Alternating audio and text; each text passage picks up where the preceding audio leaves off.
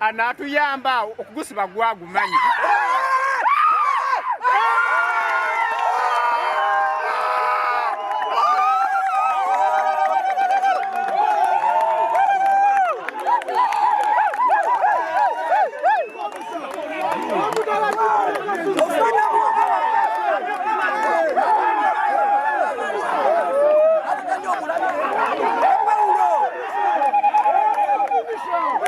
Kusokera ddala ngenda kwebaza Katonda atusobosezza okufuna akabonero akamu kubeera tubadde tusobola okubuluzinga bonna kati kutunira nti tubadde tuzanya ttiimu nayo nga si nnafu okusinziira nga bwe badde basamba so katuzimbire ku ekyo akabonero akamu ke tufunye tetuweddemu manyife ng'abasambi era nga tusuubiriza abawagizi baffe tugenda kunganya obubonero bwonna obusigaddeyo inshallah kulaba nga tusobola wangula ekikopo.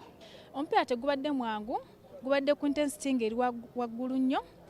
Tusobodde ofuna akabonero yadde tegubadde mwangu nange ndi musanyufu nnyo okubeera play of the match. Ndi musanyufu nnyo kuba tebadde byangu. Anaatuyamba okugusiba gwagumanyi.